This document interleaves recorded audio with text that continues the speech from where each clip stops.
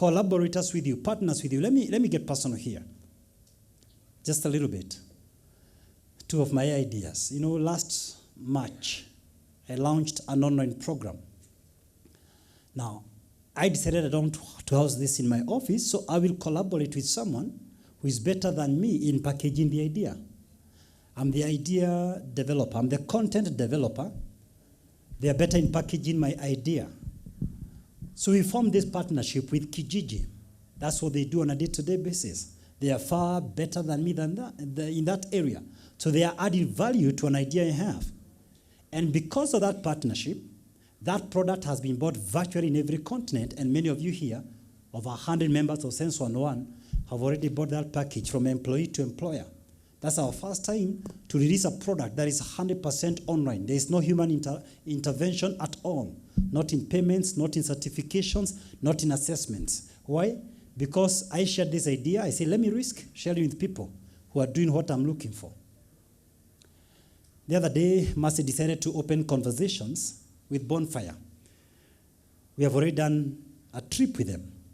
But now what we are collaborating is not them doing for us travel arrangements, no.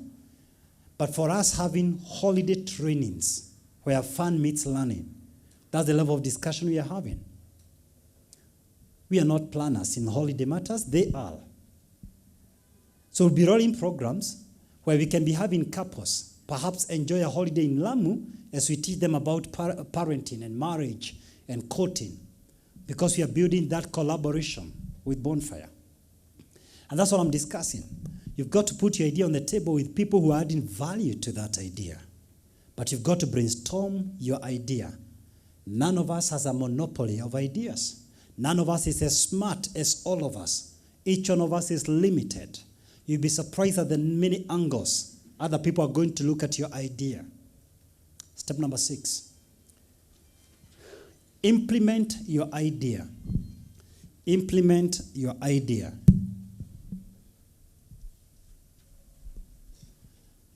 Three simple steps to implement your idea. Step number 1, develop a prototype. A prototype is sort of a mini version of the product that you want to launch. I even suggest present it to a small group, like the cruise. Invite the cruise where you fellowship, the Sense 101 cruise. Request them one day you don't meet to discuss my life journey. You just meet somewhere, buy them coffee. Take them through your idea, let them critique. Present it before university students. Let them critique your idea, they refine it. Step number 2, pilot test your product in a specified unit. Pilot test your product in a specified unit. For example, you may choose, if it's a tangible product, to take it to one supermarket. See the behavior of the consumers. Take market intelligence. Profile the market. Categorize the customers. Pick their feedback. And that will inform your third step. Step number 3, develop a marketing plan. And what is critical in your marketing plan is to define success. Define the success metrics for you. Is it in terms of the number of consumers? Is it in terms of the number of new customers? Or is it in terms of the turnovers and the profits? The first 2 are process indicators. The second 2 are result indicators. Let me interrupt myself now. Now, I'll interrupt myself for 2 minutes. This coming month, I'll take you through a very exciting session known as strategic thinking. And the reason I'm mentioning that, there is something I've not elaborated. How to distinguish between results indicators and process indicators. I'll teach you 10 types of thinking. And then I'll zero in to what is strategic thinking. And that will help you to move your SMEs to corporate level, just by having the corporate mindset. So that's what we are going to do. We are going to engage at the corporate level this coming month, the first Friday. Then I'm going to take it a step further, the first Friday of July, and I'll do business planning. The reason I'm mentioning this is because marketing plan that I've just mentioned is part of the bigger concept, the business plan. There's no doubt in my mind, many of you have done classes about business plans. And if you have been following me for a while, that's not what I'm up to here. I'm here to help you think about planning your business in a very practical manner. And then you are going to go through each of these, the production plan in your business, the marketing plan in your business, the management plan in your business, and the financial plan in your business from an entrepreneurial perspective. So back to where you are. You've got to now develop a marketing plan as you push your product into the market. Now, I think I need to throw a caution right now.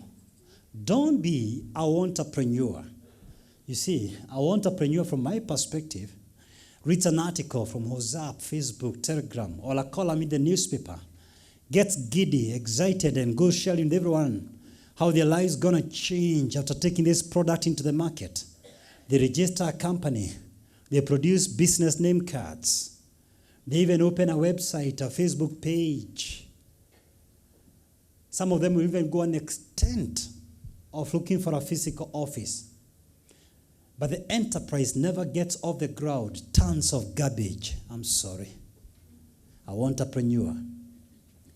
The only way to learn about business is to be in business. Period. Business is never taught from a long spoon.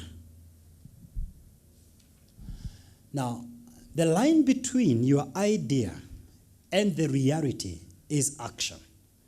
The best ideas on this planet are in the cemetery. They were destroyed by indecision, killed by fear, and buried by inaction. At the long haul, people may listen to you for a while, what you say. You may entertain them with nice rhetoric, but at the long run, they will pay zero attention to what you say, but undivided attention to what you do. Your actions reveal your priorities. Your actions reveal, or rather express, your values and priorities. You see, you're not what you say you will do. You are what you do. 20 years from now, you'll never regret for what you did and failed. You'll regret what you never tried. You would rather be a hot mess on your way forward rather than an organized coward seated down doing calculations on your desktop. Nothing will get home. You've got to get out and get it. The only way to understand that business is to hit the road implementing. You see, in a strict sense, it is not idea people who rule the world, but those who implement their ideas. Genius in this life are people who take the simplest ideas and implement them. I dare tell you tonight, a mediocre idea has a higher chance of success than a brilliant idea that you cannot explain to anyone. Have you ever heard people saying, I know what I want, but I really don't know how to explain it? I know what I want, but somehow I don't know how to tell you. Let me tell you, you don't know what you're saying. You don't even have an idea. If you can't explain it to someone else, you don't have it. Please, you don't have it. Stop telling people I know, but I don't know how to say it. You don't have it. An idea is as good as your ability to sell it. If you cannot tell it to one more person, you are cheating yourself. Who tells you that the market will respond to your vagueness? First of all, find out where you are before trying to explain to others. A snowball in hell has a higher chance of success than an idea you cannot explain. And that's why we are brainstorming. But more important, step out and implement that idea. Will you make mistakes? Absolutely. But that's where the narrative starts and the difference with the theories. Step number 7 and the last one. Evaluate your idea. Evaluate your idea. You see, we evaluate ideas because of checking relevance, responsiveness in the market, and for continuous improvement. And I'll just tell you 3 ways in which you can evaluate your idea. The first one, learn to build momentum. Build momentum. If you get a chance and talk to Sense 101 Council, the one term they will tell you is in my lips all the time, is the word momentum. You see, momentum is not a political statement. Momentum is a measurable, quantifiable measure. I've got some bad news and some good news for you. The bad news is, for the next 2 minutes, I'll take you to a physics class. The good news is, I'll explain it in a basic language after that. Now, momentum is mass in motion. Do you remember that? Yes. Do you remember that mass was a factor of density and volume? You don't remember that. Now, density is the compactness of an object. For our discussion today, it is the quality of your service and product. Then we have the volume, and then we have velocity. Velocity is speed in a specified direction. So momentum is a vector quantity to the extent it has direction and magnitude. Now let's go to practical. Forget the physics now. Can we come back to our class? The inspiration class. Momentum then means to us today, how many volumes am I rolling in the market? What quality? At what speed? In a specified direction. What is the direction? Your target market. Let me repeat. What are the volumes I'm moving in the market? What is the quality? And what is the speed? Now, if you cannot measure those three ingredients, you don't have momentum. For me, I normally check how many people, in terms of volumes, how many articles, how many videos. 2, what is the quality that I'm releasing to the market? 3, at what speed?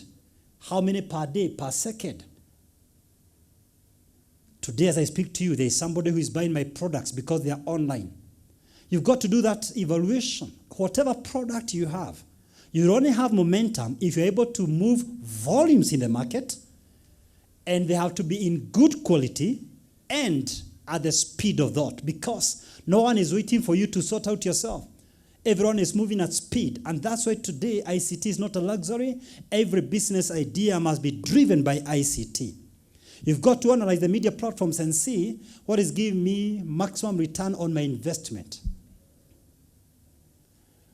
So to reevaluate your idea, the first thing you need to check from time to time is your momentum. And I say this is a computable, a verifiable, a measurable measure. You've got to measure it to see whether you truly have momentum.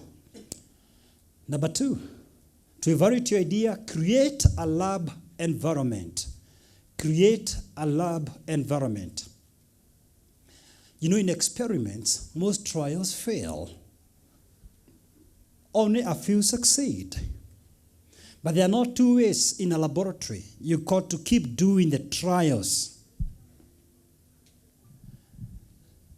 Now, the world now has moved from the industrial era to the ICT era.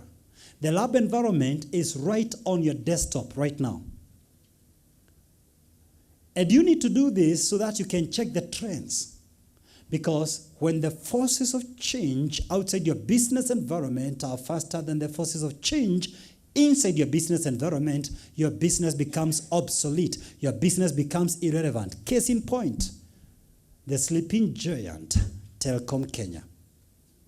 They were busy putting telephone posts when the world had moved mobile phone. Today is a shell. In fact, a baby right there.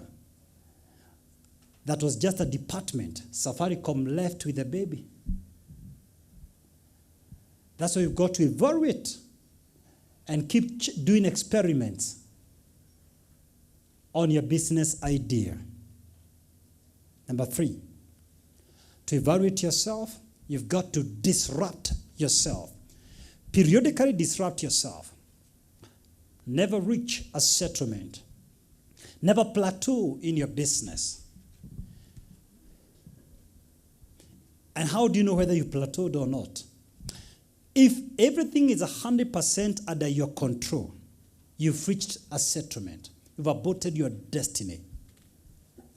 You see, if you're taking a walk and you're sober, you can hardly fall. If you're just rolling in the park, you can hardly fall.